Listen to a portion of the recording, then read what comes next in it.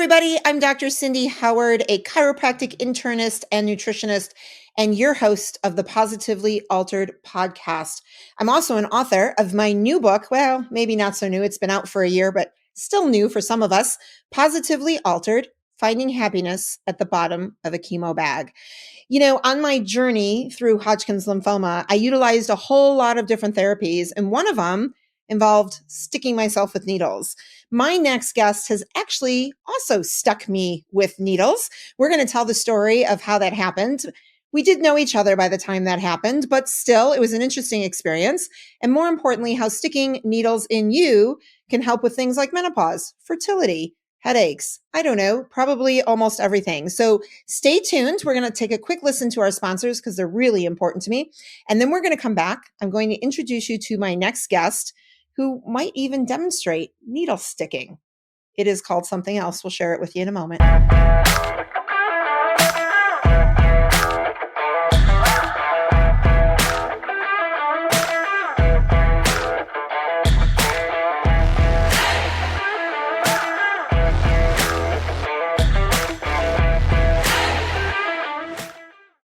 Hello, my name is Heather Lord, and I am the COO of Professional Health Products. Cutting corners is an all too common practice in the dietary supplement industry. When my father founded Professional Health Products, he sourced the cleanest, most biologically active ingredients from around the globe. Today, that commitment remains, which is why the finest healthcare practitioners, like Dr. Cindy, have trusted us for more than 40 years. We oversee the entire process in our manufacturing facility, from sourcing and formulation to manufacturing and labeling. Today, we offer over 300 unique products that can be tailored to the nutritional and homeopathic needs of each individual. Most recently, we launched a proprietary genetic test, allowing our practitioners to get even more dialed in to their patients' health. To learn more about Professional Health Products, please talk to your practitioner or visit our website at phpltd.com. Today, your life is going to be altered. I'm Dr. Cindy. Welcome to Infinity. We have worked hard to create an electronic claims website that is simple and user-friendly. This is the public side. You can log into your personal web portal here. This is your dashboard. You can personalize it to your liking here. Our main focus has been to allow you to submit and edit claims as easy as possible. You will find our claims editor and claims processing is simple to use and straightforward. Our quick action bar is where you can find your most important information. Most of these icons will take you directly to the claims the number represents.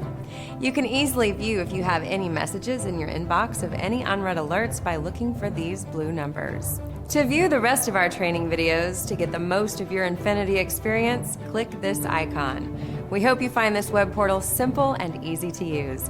Thanks for letting us serve you.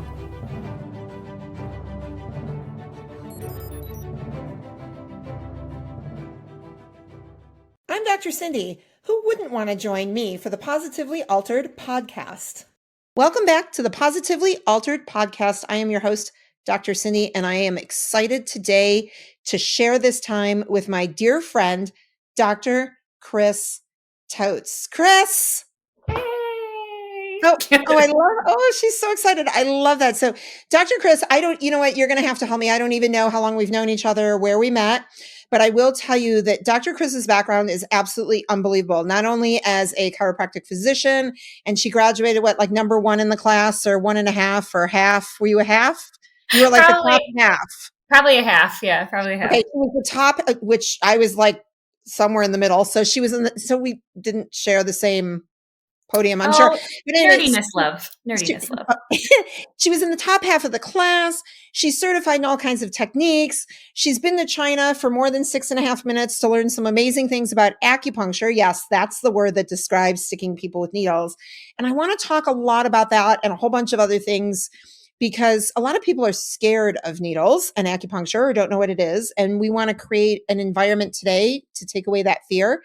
And then I'm hoping we're going to run down some conversations that may or may not be appropriate or unfiltered or, dangerous. We're going to see where this goes, because Kris and I tend to do that when we're together. So Kris, welcome again to the podcast. Thank you so much for having me. I'm really excited. It's like chat time with your friends. It's great. It is chat time. How long have we known each other? Do you have any idea?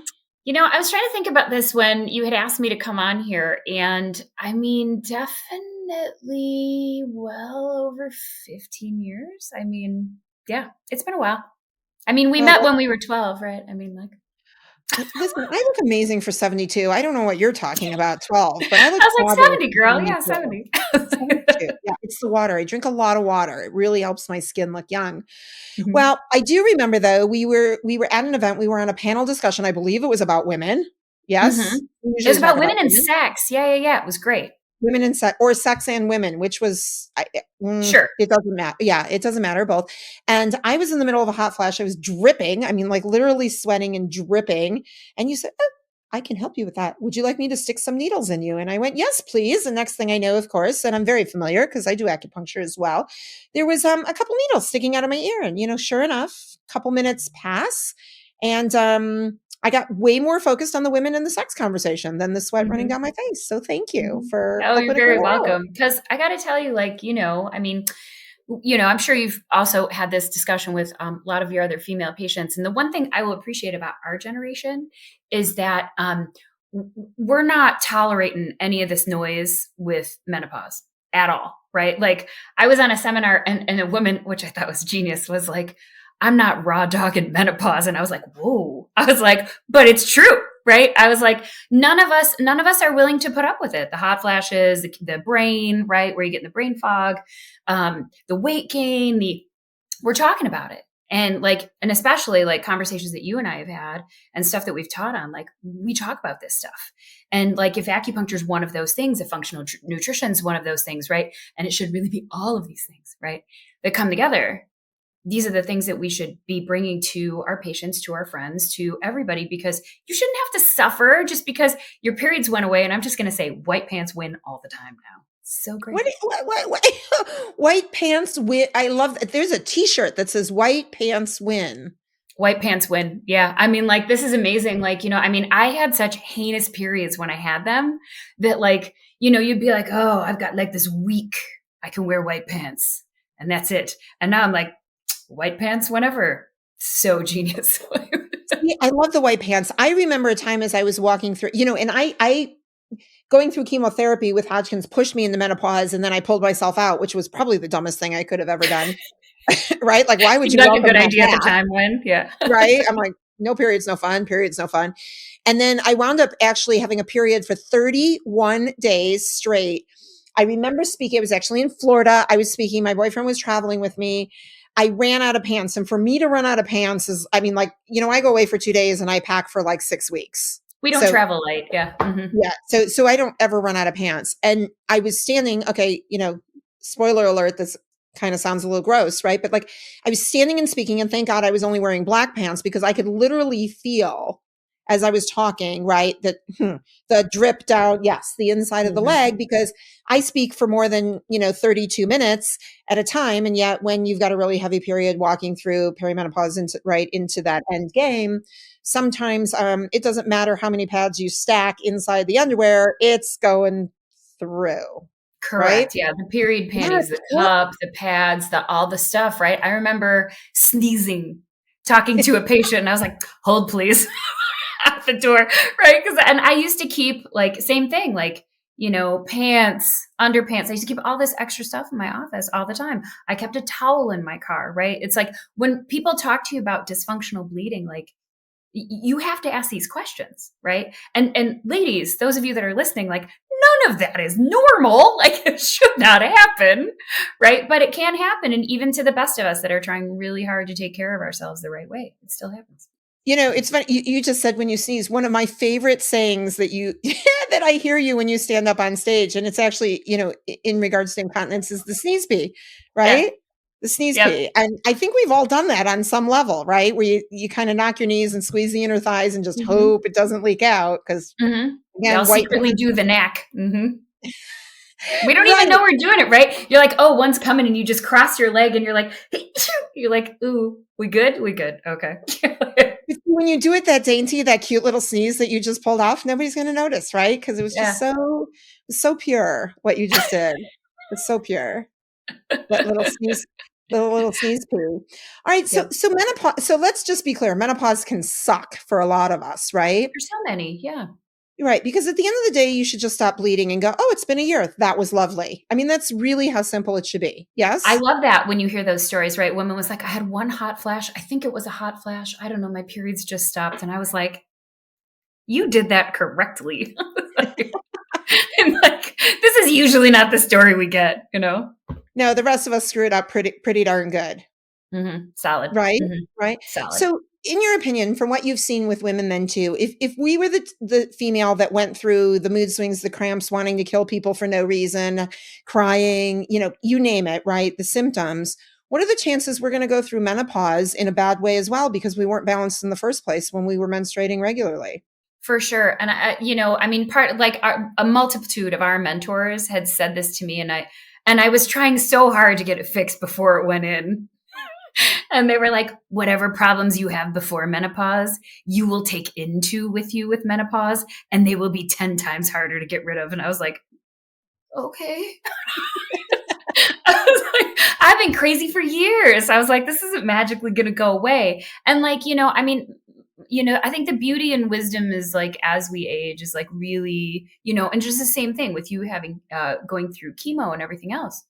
You have these little, like, I have to sit back and reflect on my life and figure out where I was, where do I want to go? Like, what is this? And I had to have a big come to Jesus moment with myself where I was like, I am a workaholic, right? Everybody has an addiction. Pick your favorite. And I like to work. I like to help people. I like to work. Oh, do you need help? Oh, I'll help you move. Sure. You want to take some patients after hours and on the weekend? And like, yes. And I was like, I have a problem. Like, I'm not alcohol. I'm not drugs. I'm not shooting junk up in my arm. Right. But like workaholic. And like that drove my adrenals down. That's screwed up my gut. That's screwed up my hormones. And that's where all that came from. So I was like, I had to slowly, in the wisdom of 50, right? I had to slowly learn how to peel this back where I'm not working as much, but it's equally as fruitful, right? And that's hard, I think. And for women, especially that have kids and family. And, I always make jokes like women's lives great. And I'm really happy I live in this time. But then there's another half of me that's like, we just added on an extra job. That's all we did. I was like, and I'm like, yes, I can do it all. I need a clone, right? And I've made joke about needing a work wife for a long time, but it's completely the case where we just don't, right? We don't take time for ourselves. Yeah. What happened to like the soap operas are on from like 10 to 2 and right? Do you remember that? Like my mother used to, all my Days children, of our lives, right? Yes. My mother used to watch those. And actually when I was younger, I did too. And I even remember like going away to summer camp. I'd make my mother like record them all on the VHS tape so I could get caught up at the end of the summer. Cause that's what women did, right? We sat and we watched soap operas. Now we are the soap opera. We are totally the soap opera. Yes. We're not the soap opera, honey. We're the full on telenovela. It's spicier and a little sassier. Oh my gosh. It sure is. Right. So we've got to figure out how to manage this and we're failing at that too. We're failing at the management. Yeah. And right? we just need to, it's, and I know it sounds weird, right? It's the having enough quiet time to step away to evaluate these things. Right. And sometimes something smacks you into it. Like, having Hodgkin slapped you into this, right? Like having adrenal fatigue slapped me into it. Right. And I was like, I'm like a Cupid doll. You lay me down, my eyes close, right? And people are like, do you have trouble sleeping? I'm like, no, I can't get enough sleep. Like I sleep all the time, and the one thing that I found that was interesting was, having dysfunctional uterine bleeding and then having to have a hysterectomy was really intriguing to me because I found that people within our community, there was like a lot of shaming that happened with it. Like, well, have you tried? I'm like, I've tried everything for 7 years and I'm done. Like none of it's working anymore. I was like, I'm tired of getting IV iron. Like it went that far, and I was like, why am I robbing Peter to pay Paul? Right. And I think there's some humility in being able to have to step back from that and be like, okay, this is not working. Right. Right. And there's tons of choices. I know for me, so, my two favorite was a product that contained maca, which helps to balance my hormones. And it was absolutely just perfect for me because it pulls me out and buys me some time. And if I have issues again, I can go back. But really, and this is where I want to dive into with you because I'm super excited about just acupuncture. Like acupuncture works for me. So When good. I was in school, all right, so this goes back, 472 decades. When I was in school, we studied acupuncture. We used to practice on each other and ourselves, right? So I had to learn how to stick needles in my own body and my friends' bodies. And I don't even like, I mean, I'm good on this side of the needle. I am not good on the receiving side of the needle ever, never, right? But Now, what was any cool, needle, like venipuncture or acupuncture?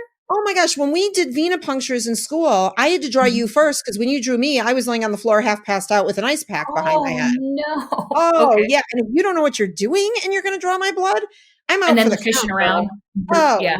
yeah, no, no, no, no, no, no, no, no, no, no, Mhm. no. But you don't pass venipuncture class, right? Stab lab, we used to call it. We Stab called lab. it stab lab. Yeah, yeah, yeah. We Stab did the same thing.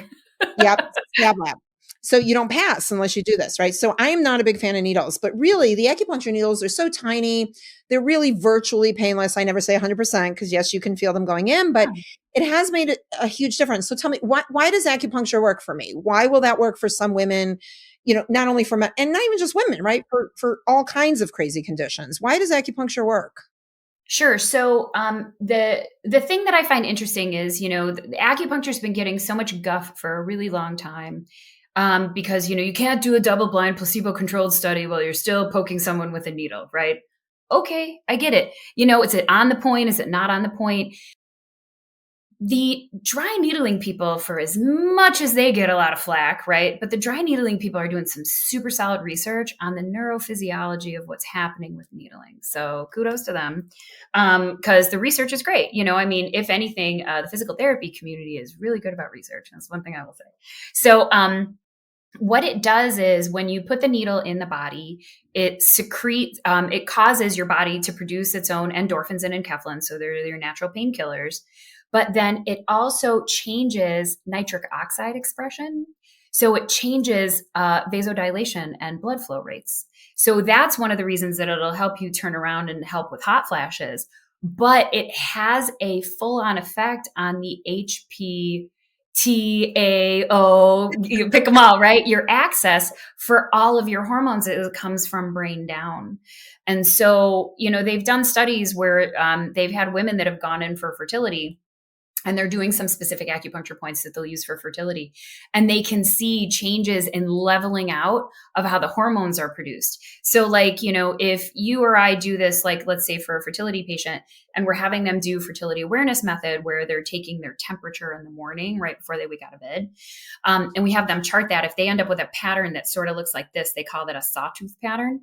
That means that they've got liver qi stagnation. So then there's points we can specifically use for that. And then all of a sudden you see it like undulate a little bit, and then you'll see the full spike when they ovulate, and it looks the way it's supposed to because they're less stressed. It does definitely calm the cortisol response down, which, for menopausal women or for women in fertility is a game changer, right? So when I moved down to Florida, I had to find somebody to service trade with, right? Because there's only so many points I can acupuncture on myself on my front.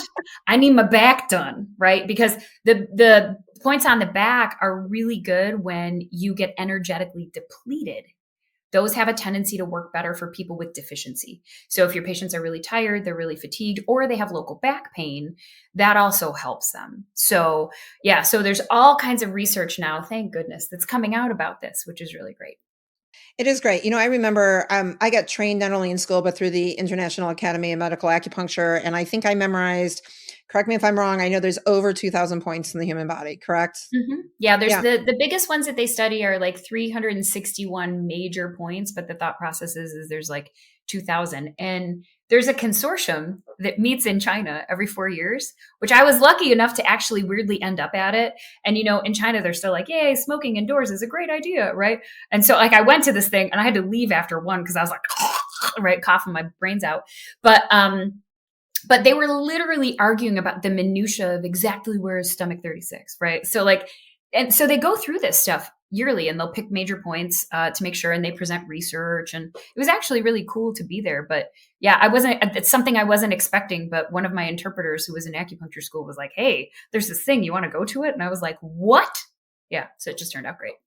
Oh my gosh. Yeah. I think I memorized all 2,000 points. There's no way I use anywhere near that, Oh, in no, practice. no. Yeah. Typically, you'll use about 100 points that we've kind of got crammed up in our brains. Hey, and speaking of, your IAMA, Dr. Amaro just passed away. Oh no, really? He did. Yeah, he passed away. It was like March or April of this year. So yeah, he passed away.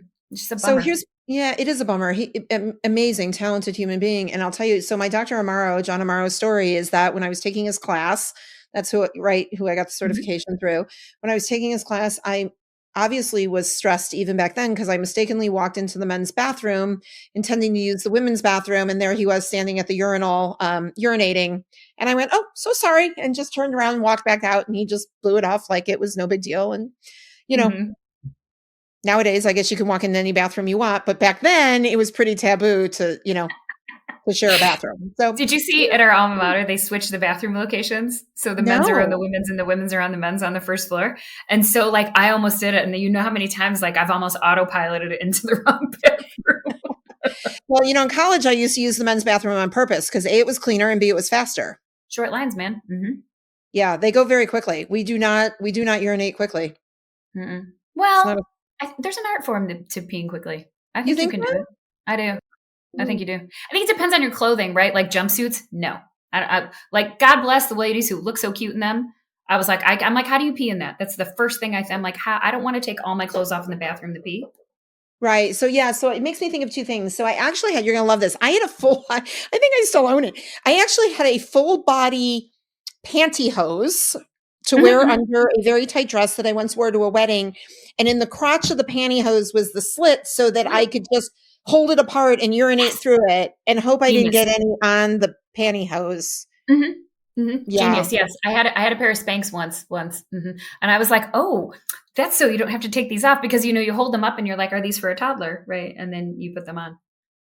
But okay, see, I don't understand Spanx. Explain that to me. So we put on Spanx, and I know a woman created this, right? Which is unusual because usually I think it's the men that create, like men created pantyhose, and Victoria's Secret, the secret is it's really a man, it's not a woman, right? So we created this little thing to suck everything in. But I mean, let's talk about like the laws of physics. Like it's got to go somewhere else. Right? So if you suck it lower, it's just going to pop out higher. No? Am I wrong? Higher or lower? Yeah. So, literally, like I've put them on before, and I was like, number one, I feel like a sausage, right? You tap yourself, and it's like tympanic, and you're like, ping, ping, ping. And I was like, this cannot be good. Which, ladies, it is not. It's not good for your digestive health, and it's not good for your uterus. So get out of your shapewear. Number one, wear clothing that fits you. Embrace your body type. Like, be who you are. It's fine. But yeah, all the time I get waves coming in, fertility, and they're wearing corsets. And I'm like, no. No, you're pushing all your organs in the wrong way. Like, but, so I had one for my wedding because, right, like I had to put them on and I was like, oh, this is the picture of sexy, right? Like a really good bra and Spanx. But it pushed it out of the bottom a little bit because the Spanx came right up underneath my bra and like all that was fine. But I was like, what's all this down here now? I'm like, it does. It just pushes it into a new location. It's got to go somewhere. And I'll tell you, there is nothing sexy about watching somebody get into their shapewear either. Like that's like, do you remember jeans in the 90s? You'd be laying down on your bed and like shimmying them up and, be like 2 seconds away from getting the coat hanger to pull them up so you can get better leverage for the zipper. Yeah. Right. Yeah. So I've heard because, we're not that old. Yeah. I think I've actually done that laying on my back trying to get the zipper. I'm pretty sure I've done that. But that's just it. So now you got to go back to the old days, right? Where your partner doesn't see you before you get dressed and they certainly can't see you after you get dressed because like there is just nothing sexy about it. No, nobody needs to see me wrestle that bear while I'm trying to get out of him. Right?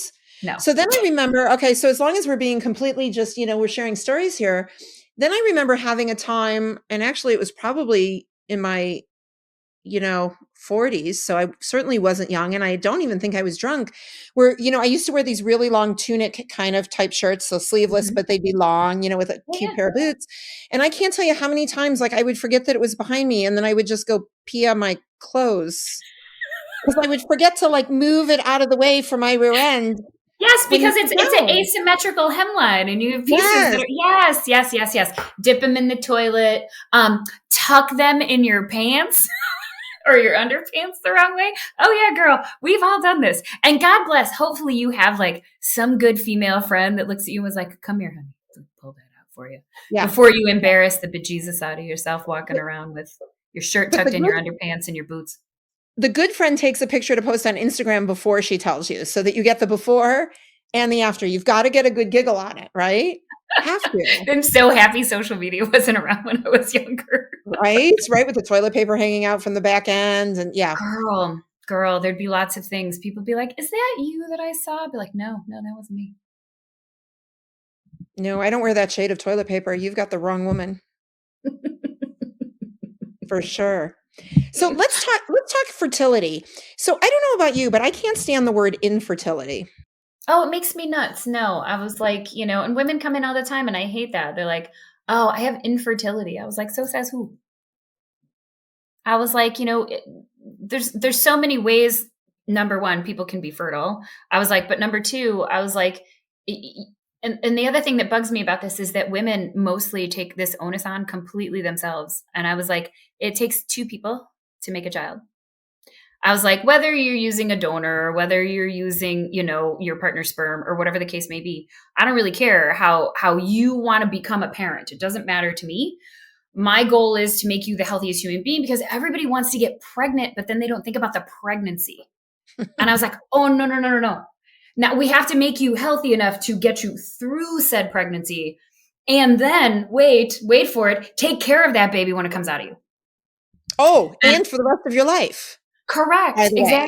Exactly. Right. And I like women like, oh, quit smoking when I get pregnant. And I was like, what are you going to do? What, are you going to breastfeed and smoke at the same time? Like, what are we doing here? So yeah, I don't like the term. I will say that at least now, in comparison to where people were about 10 or 15 years ago, people read a lot more now. There's more information available online, and they're a lot more educated about it now, which at least is good. However, a lot of people don't want to do the hard work. Mm-hmm. And that's the hard part. When I have people that come in and they're like, it was always my favorite when I was in Chicago. I used to transfer, I was like 6 blocks away from one of the bigger fertility clinics. And sometimes they'd send me some patients. And, I'd get the phone call like, oh, I'm having a transfer like next week. Can you acupuncture me? I'm like, what am I, a magician? I was like, what have you been doing? This is my 6th transfer, and it's our last harvest of embryos, till I have to stim again. And I was like, so, if I could pull young ladies aside, like in their late teens and early 20s, and been like, look, have your fun, but let's talk about the limits of what that actually means for you in our microplastic 5G world of let's destroy your ovaries slowly, right? Same to the boys, right? Carry that phone in your front pocket, right? Best birth control ever. Put your 5G phone right by your balls. But like legitimately, like if I could pull them aside and be like, look, there could be ramifications for this. And I want you to know, like, these are health markers that you should just keep an eye on so that I mean, Oprah scared the crap out of people when they were like, if you're 30, your ovaries are dying every day and you should go, freeze your eggs and harvest your eggs. And I was like, whoa. Like, that's one end of the extreme. And the other end of the extreme is like, well, I'm 37. I finally found somebody and now I want to have a baby now, right? Because we can get everything else now. Thank you, Uber Eats and everything else. We get everything else now. Why can't I just get pregnant now? Right. And so, right. That's hard. And it's like, it's going to take me easy 4 to 6 months to repair your signaling and the signaling to your ovaries or the signaling to your testes, right? Whatever the case may be. Some of this stuff takes time. Oh, I don't have time. Right. So okay. Fertility was challenging. Yeah. And it's interesting. I was very fortunate. I had my first baby at 33 and, I was dancing on the bar and in the middle of my 3rd drink. And my husband at the time said, let's go home. And that was the end of that. And we weren't even trying. Actually, I was sitting in class going, oh, like nervous because we had sent in the pregnancy test to the lab. We didn't do the, pee and dip thing. And I was waiting for the phone call, and I was in the middle of a 12-hour like continuing education program where I got the news that I was pregnant and went, shit, because we weren't trying, weren't expecting it. Yeah. No, which now my daughter's two brothers love because they finally found out that she was a 2 martini accident, which, was a big secret in her family for a couple decades. But when the book comes out and you read that she was a 2 martini accident, the secret's out and the boys are like, hi, you were an accident. And I'm like, and you guys were planned. And how do you explain that? Like, I actually worked, I chose you and we still have issues. You're like the good one. Right. Now I didn't do pregnancy so well, and I certainly didn't do delivery well. And that's, that's a whole nother story, but getting pregnant, at least for me, was really easy. If you had, and I know everybody's different, right? So this isn't a fair question, but I'm going to ask it anyway. If you could just throw out bits and chunks of like advice to young women, men, couples that want to get pregnant, what are just some things they can be thinking about besides coming in for acupuncture, right? Like that's one technique to help. But to your point, like don't keep your phone next to your testicles. What other things would you just throw out for people to start thinking about not doing or doing in order to help, fertility go easier? Well, I think a lot of, I will give the Gen Z kids are a little bit better about this, which is kind of good. They're a little more proactive in their health, which is kind of great, actually. I was like, good. Get your baseline blood work done, get your hormones checked, see where things are. Any way that you can optimize your period, ladies, the better off you are, right? So if you are having, you're bleeding and there's no clots and it starts pink and it goes in the red and then it just goes back down the pink and it goes away and there's no cramps and there's no PMS and your boobs aren't tender and you're not bloated and you're not crabby and you're not eating chocolate and pasta together as a meal the week before you're pregnant or the week before your period, you're fine. This is good. These are good markers. But if any of those things are awry, you need to work with somebody that specializes in internal medicine, like Dr. Cindy, or somebody that does functional medicine, so that they can start to unwind why does your period show up that way? Because it shouldn't, right? And birth control pills are not the answer for it, right? I mean, and that's what a lot of young girls, and like, look, don't get me wrong. The revolution of birth control pills is amazing. People are not having unwanted pregnancies if they don't want them. But in Chinese medicine, there's ramifications to birth control pills, and it creates what we call blood stasis in your ovaries. So then we've got to like unwind that when women get off the pill so that we can take care of their B vitamin deficiency and we can take care of their messy microbiome in their vagina and in their colon. And we can take care of the signaling to their adrenals and all the stuff that gets broken because we've conned them into a low-level pregnancy for the last 10 years, right? So, I'm not saying don't be on the pill. I'm just saying when you are ready to get off the pill, it's not like I'm off the pill, let's go get pregnant, right? Like do a little pre-work before that. Your period, you should not be gush flooding. You should not have cramps. So if any of that stuff is happening, get your baseline blood work with your functional people, and so that you feel good, right? You shouldn't feel junky half the month, which is what a lot of times people have if they have, painful periods, dysmenorrhea, if they have PMS, right? Any of that stuff. Gentlemen, definitely laptops, phones in the pocket. Ladies, this is you. Phones in your pocket. Phones in your bra. Oh, my fave. The phone in the bra. That comes out with the bra money. The sweaty bra money. Yeah. Phones in your phone. If your phone don't belong here, okay? Yeah. If you read the warnings right on your phone, you're not even supposed to put it up to your head, right? So the 5G and the cell phones and the Michael Pollan said it really well, like, eat less, mostly plants, right? So it's like, get your above ground plants, eat the rainbow, have your good sourced protein. Like, look, I like bacon just like every other girl, but bacon ain't a staple in my house, right? Bacon's a treat, right? It's meat candy. So bacon's a treat, right? But eat your well-sourced protein, right? And I'm not saying like, I don't occasionally go out and have like some Mexican Coke and some tacos, cause like tacos. But you have to balance life. Every day is not a party. The alcohol you consume now could have ramifications for you later. And I think there's a lot more research now that's coming out about excessive drinking and binge drinking. And we have a lot of connoisseurs, right? So like a wine connoisseur, and I'm a bourbon connoisseur, and I'm a craft beer connoisseur. And I'm like, you are a functional drunk. You're a functional alcoholic in disguise. Because a hangover is not just a hangover, that's slow level brain death. And nobody thinks about it. Okay. So I would say those are the things, like, 5G booze, eat a better diet. You make it sound so pretty. Low level death. Just the way you say it sounds sexy. Low level death. I love that. I think something though that's really worth pointing out, and I have this experience a lot when I run around teaching. I was actually in Georgia, a handful of weeks ago, and I was going over that. What is, right? Okay, let's hold that thought. Hold that thought. We're going to talk about that.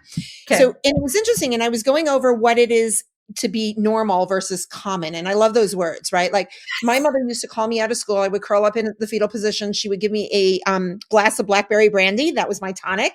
Yes. When I was 14, 15 years old, and I would lay in bed, like cowering until the cramps went away.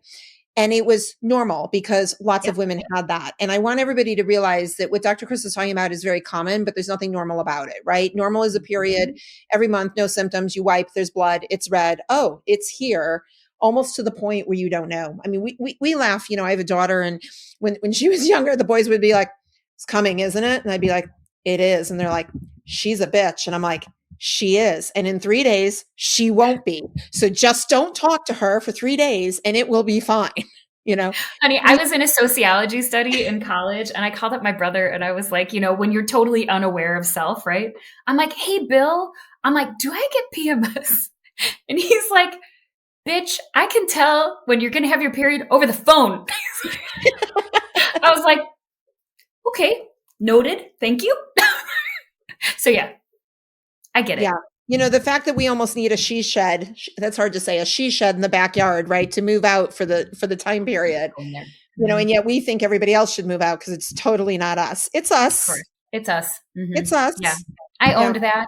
I totally owned it after a while. Yeah. And it's not our fault, but there's lots that we can do about it. And I think that's the key, right? I had a beautiful, for about 2 years, I had this super pristine period where I was just like this subtle bearing down sensation in my uterus. And I was like, I think my period's going to show up. And that was it. And then there was like no cramps and there was no PMS. And I was like, I have done it. And then, perimenopause came. Right. Yeah. But now we're on the back end of this now. Now we worry. Now we go from menopause into the urinary incontinence years with the sneak peek, right? I'm hoping not to. I mean, like, look, I will say one thing foreign countries do really well that we do not do here is pelvic floor therapy, mandatory after 8 weeks after you give birth, and then letting ladies know that, like, sneeze peeing, common, not normal, right? You shouldn't be afraid of like going to the trampoline park with your kids' school, like stuff like this, where you're like, jumping rope. Yeah. Skipping down the street. Yeah. I was very fortunate because 3 C-sections and not by choice. I laugh, the kids are like, Mommy, where did I come from? And I'm like, my belly. And they're a whole lot less grossed out than their friends, where the answer is the vaginal canal. Right. Right. So we got that benefit, and I'm very fortunate, too much information for my listeners, but good pelvic floor, good strong muscles still intact, really happy there. No, the sneeze pee is not, part of my regular deal. But I will tell you, it is interesting, as I get older, I do think I'm urinating more frequently, which is why we have to talk about the bathroom access, because we travel a lot, right? This came up on, like, with a bunch of friends and on Facebook. And I don't know, we started this trend of like reporting where are the best public bathrooms, because I know a lot of people won't go in public, and that's so unhealthy to hold your urine, Girl, for up not to just your hours. Well, but yes. Poop. Yes. Oh, girl. So you talk about like C-sections out of your belly. I had never had to share a bathroom. I had never had to share a bedroom growing up. Well, we were lucky that way. Cause we had another bathroom, so you could always run to another bathroom in the house. So it was great. So I got to college, and it was like, like a public bathroom. And I was trying to calculate when I could go in there so nobody knew I was pooping. And I gave myself fissures from holding it. Mm-hmm. So like, bad. And so, there's nothing more exciting when you're 19 years old going to a proctologist who's a guy to look at your butt. right? And I was like mortified because I was like, ooh, this is like pooping shards of glass, right? And I'm really convinced like the more you feel and understand things, the more you can explain them to other people. But yeah, like when you gotta go, you gotta go. But airports with good bathrooms, or I know you're a sweet lover of Buc-ee's as well. Oh my God, I'm part of the cult for Buc-ee's. So for those of you that live in this part of the country, Buc-ee's is this massive gas station that's like, and who even cares about the gas? It's irrelevant. You walk in, right, for this whole experience, and the bathrooms are spot. Like sometimes I actually think that, I mean, my boys still pee on the wall. Explain to me how boys pee. Okay, so somebody help me here, right? Like I wish this was a call-in show. The toilet is so big around. It's pretty big around, right? It's bigger than any penis I have ever seen in my entire life. And I've seen, my fair share. Okay. Again, not because, well. Because you're a doctor. I got you, girl. I got you. Right. Okay. Yeah. There's only so many notches on the bedpost, but seen my fair share of penises, right? The penis on a good day, right? What's the girth? I know they vary in girth, but like, and then you go to the hole that the urine actually excretes through. Not big proportionately compared to the toilet. How is it so difficult to get urine in the toilet? You ask me. I mean, I am married. Same discussion. And I was like, now, 54-year-old men, prostate, and you can't see anymore. I was like, that's how that's happening. Wait, hold on though. Hold on. You've got 54 years of experience knowing that the toilet is literally in front of you. You've probably but when the prostate's swollen, man, and it starts at the dribble that comes down onto the toilet. That's where that happens. Now, I think the boys, right, power splashing, and there's also my I'll tell you a story about my nephew in 2 seconds. He'll murder me if he ever listens to this, but because he's 18 now. but at any rate, I think that's part of it. It's the shake off that ends up everywhere. So my nephew at 3, my brother was teaching him how to pee, and he's a boy, so he's peeing standing up and blah blah blah. And I'm in the bathroom with him because he still needed some help. He had an issue with his little zipper, and I was like, "Yeah, Liam, I got you." So it was like going bathroom, and he's talking to me, and he's talking, and like a new driver, you know how they're like, yeah, he did the same thing, and I was like, nope, in the toilet, and so like in the toilet it went, and I looked at him, and he gets all done, and blah blah blah, and he goes to flush, and I'm like, no, we ain't done. You got to clean up your mess, and he was like, oh, okay. I was like giving him a little Clorox wipe, and he's wiping things down, and I was like, dude, you never pee all over anyone's bathroom, okay? And that was the lesson. My youngest, who's going to be 18, is still in the house, right? He's got a little bit more time before college. I still have the sign in the bathroom that says, if you pee on the toilet, I will use your toothbrush to clean it up. Nice.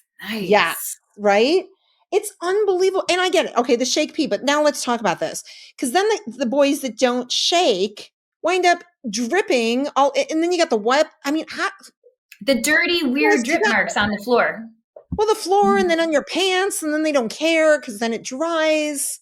Okay, when I'm in charge of the world, and I'm going to be one day, I've narrowed this down to 4 hours. I've been thinking about being in charge of the world for a very long time and all the things that I would change. I would actually teach boys to sit and pee. Just tuck that thing in, finish what you're doing, let it drip dry, get up, pull your pants up like the rest of us. And this is commonplace in Germany. You know that, right? Is it? Yes. They do? They sit and tuck? Yes. Oh, yes. We have to learn from the Germans. See, they're onto something. That's what I'm saying. Like, I'm those like, German women obviously would not put up with those little boys and their shenanigans in the bathroom. No. Yeah. Mm-mm. They're super smart. I know. I might move to Germany after this. You know what? I think I'm going to move to Germany. I'm going to take the boys with me. I think it's a better place. Well, and maybe it would be enticing if we German style did that with the Japanese toilet seat. I'm just saying, because then it cleans everything and blow dries. The blow dry is very interesting. It's interesting. Mm-hmm. Although I will tell you, and you can probably speak to this too, because I've been to China as well, not quite for as long as you have, but in the public restrooms in China are a trough. It is. Right? Well, you get squatty potties. And so my favorite is that you can see sometimes on the stall of bathrooms, if it's an American style toilet or a squatty potty, and it has like the squatty potty, it'll have that, and it's got 2 feet on each side. So that's how they demarcate the squatty potty. But I'm going to tell you what, when I was over there, I did not see the hip and back dysfunction that we see here, because people squat. Yes. They use the motion, right? And Yes. we all know that you don't use it, you lose it, right? So yes. I have a 2-story house still, and my parents come over here and they moved down here 10 years ago, which is why I'm in Florida now. And they have a 1-story house. You should watch them struggle with curves. Well, my guest bedroom's on the 2nd floor. And so I make them walk up and down the stairs. And by day 4, like, they're back at it. They've got it. And I was like, y'all need to do some stairs somewhere. Right. Right. Yeah. And the squatting, to your point, I mean, listen, we all know that fecal material comes out more naturally. We also know that squatting to deliver babies is the right way to do it, right? Yes. Like, that doctor should be laying underneath you. That doula, which, right? Okay. Right. Should be laying underneath the midwives do. So do the doulas. Right. Not the center hike, like the football coming out and you catch and you hope everything goes well. Right. Totally against gravity. Yes. Totally. So much so. I mean, I will tell you, I've been to, obviously as a doula, I've been to a bunch of births, and I always love the doctors or the midwives that are like, yeah, whatever position you got, like, you know, like hanging out. If you're kneeling in the bed, you're squatting in the bed, you're holding on the thing, you're squatting on the floor, like, you know, you're holding from the ceiling, you know, it's great. I love it. I'm like, whatever position makes you happy. Because when the doctors are like, no, she has to be in this position. I was like, you chose poorly. Next time you need a new person. After birth, I was like, you need choices in your labor. Like, it's so true.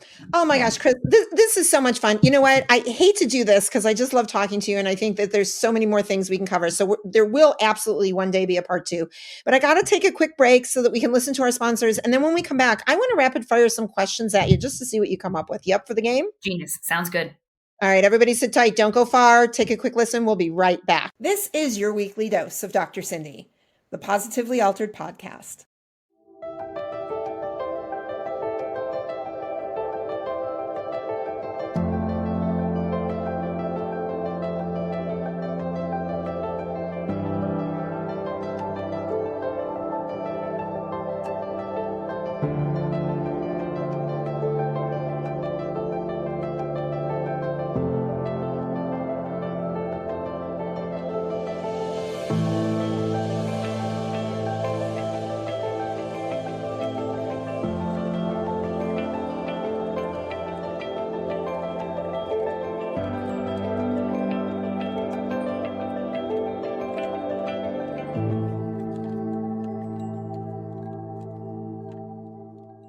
Stop. Hit that follow button now and spread the love with Positively Altered. Thanks for coming back. This is the Positively Altered podcast with my friend and my guest, Dr. Kris Tohtz. Kris, yes. I just love chatting with you because you know what? Everything is fair game. There's nothing off limits. There's no filter, like just that raw transparency. It's so fun to talk about all these different topics with you. It's good. This is the way, I don't know. I feel more of this should be done. I think people would be less angry in society if there was, you know, we've disagreed about stuff too, but it's always like respectful social discourse. We've lost the respectful part. We really have, right? So, okay, well, listen, again, I'm going to be in charge of the world one day. We'll bring it back. Yes. Can't wait till that happens. I will be there to be your right-hand woman. Soon, I hope. Oh, well, let's just do it together, you know? Do it together. Done. Awesome. All right, rapid fire questions. You ready? Ready. Okay, if you could change the color of the ocean to anything but blue, what would you change it to? Ooh. What would offset the fish really well? I'd like it to be clear so I can see all the way through. That's awesome. Now, coming from Chicago, if you had the power to change the color of snow, what would you do with that? Oh man. So have you ever gone out at night when it first snows? It was always my favorite time because the snow looks like sparkly little diamonds everywhere, and it's all insulated and it's squeaky when you walk, and like the dog always loved it. I would like to see that level of sparkle all the time. Like Swarovski crystal everywhere. I love it. I love it. So one of my guests actually said yellow snow to that question. Mm-hmm. I think I like your sparkle answer much better, but I mean, I have a sparkly problem as is, but you know. No, me too. But so here's the thing. If it was yellow sparkly, people would probably avoid it and it would stay more pristine because of that whole like yellow snow thing. You know, True. When it's as gorgeous as you're describing, we all want to go out and touch it and we probably ruin the beauty of it. Yeah, true. I'd still stick with your answer. I like it, but I'm just, punching holes because it's what I like to do sometimes. It's all good. All right. You're going to be an Olympic gold medalist. What sport are you going to pick? Ooh, what sport do I pick? I mean, I used to dance, but yeah, no. And I love to watch the gymnasts, but also no. I'm like the least sporty person on the face of the planet. Probably something like curling. But you're going to win the gold medal. Again, this is just a game. Yeah. I would have to say it's got to be a winter Olympic. Oh, we're going to go skiing. No. We're going to go snowboarding. Yeah. Snowboarding. Okay. And by the way, I'm not good at the rapid fire, even though I said it was going to be. You're bad at this too. Like they're not quick terrible. answers. So terrible. Mm-hmm. Okay, but that's okay. We've got a few more minutes. All right. You know that how they say to you, like, could you pick that one person, dead or alive, that you would love to just sit and share a meal with, to have that conversation with? You know how that question gets asked a lot? Mm-hmm. I think it's a dumb question. What are you going to eat at that meal with the dead or the alive person?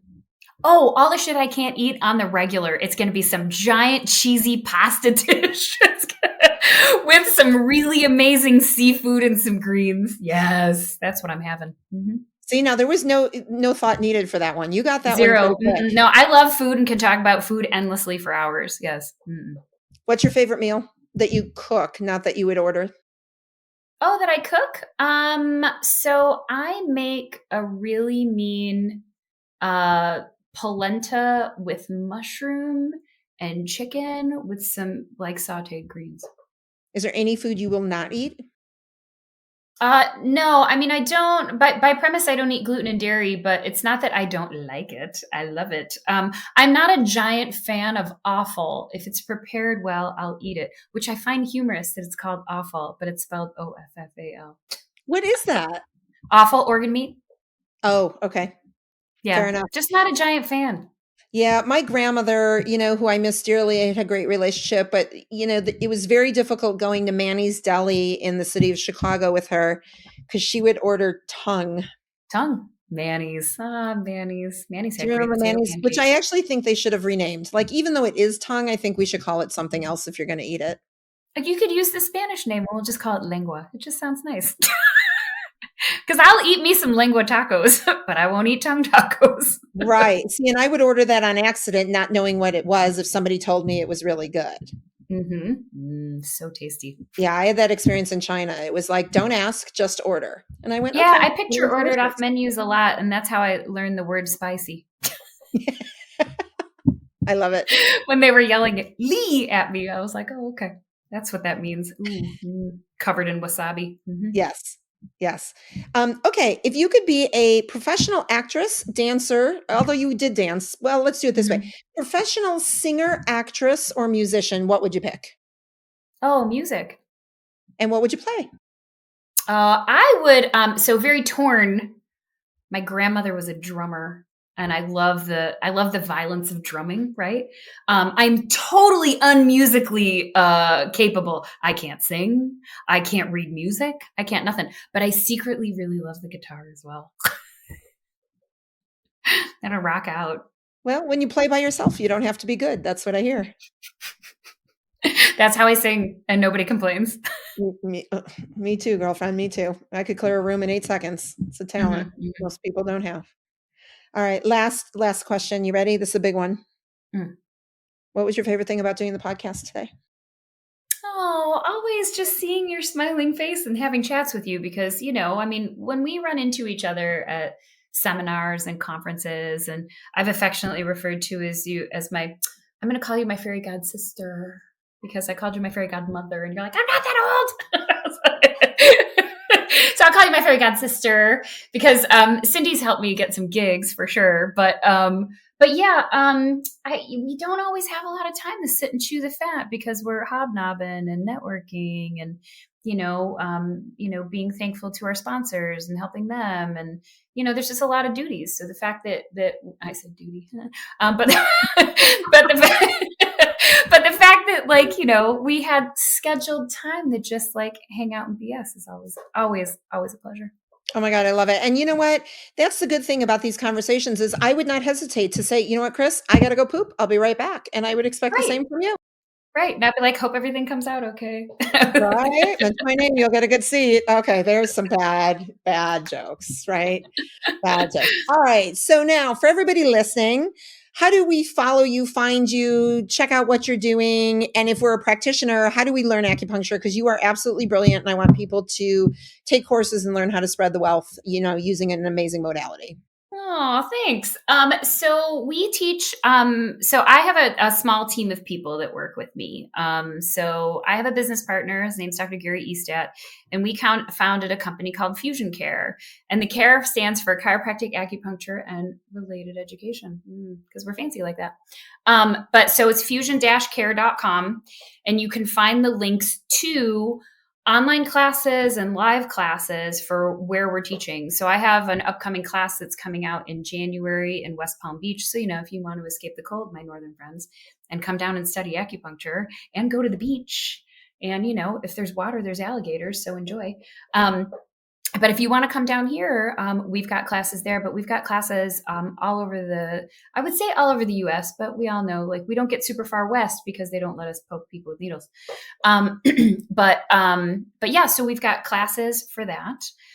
You can find me there. I am on Instagram. As Dr. Kris Tohtz, I am on Instagram. I am on Facebook. I am on LinkedIn for the professional people, which as chiropractors, we totally underutilize. But yeah, so I'm on most of the social. I mean, I know I should be on TikTok, but I just can't seem to do it. Oh, I made the leap. I'm going to talk you into it. It's like horribly weird, good. I did one where my kids punked me and I got like 8 likes and I was so excited, and then there's people out there who are like, I have like 4 million likes. And I'm like, oh, I got 8. I was super happy with 8. I thought it was a big accomplishment. Yes. If anybody's out there listening, if you could go on TikTok and just like me, so maybe I could get up to like, I don't know, 30 or 40, that would be great for my self-esteem. Genius. Let's do that. I mean, I'm slowly but surely trying to. I have to send you a picture, by the way, because I brought the book abroad. I can't wait. So I'll tell you what, I'll make you a deal. Next time we're together, because I know it'll be sometime soon, we're going to do a TikTok together. We'll post it on social media, and we'll see if we can get 9 likes. Because I think if I bring you in, I can get a few more than I could do by myself. I do. Genius. I'm all for it. All right. I'll start working on my followers so we can increase our base. And yeah, this is how this works. That's I think you're gonna increase my following. I think you're a huge asset. I'm gonna take advantage of that. I can't wait. Oh, back at you, girl. I am merely a mirror. I love it. All right, you guys out there, I have got to tell you that if you want to follow me, check me out at drsindyspeaks.com. You can go to my website and connect for my not so daily newsletter, which means we won't bombard you every day, but we'll let you know what's going on. The book, Positively Altered, Finding Happiness at the Bottom of a Chemo Bag, you can find on Amazon. You can read it. You can take it on vacation with you and you can listen to it as well. And, just check out where I'm going to be, because wherever I am, Dr. Kris Tohtz will probably be at some point as well. I have to tell you what my favorite thing about the podcast is, besides the fact that I just absolutely adore you and consider you a really great friend. I just love the no filter. We can go anywhere or talk about anything.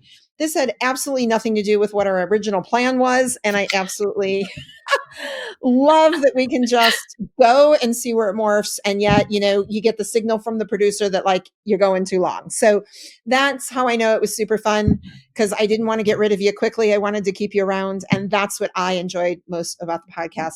Dr. Kris Tohtz, thank you for all your time today. Love you tons. And for everybody out there, I hope this conversation has left you positively altered.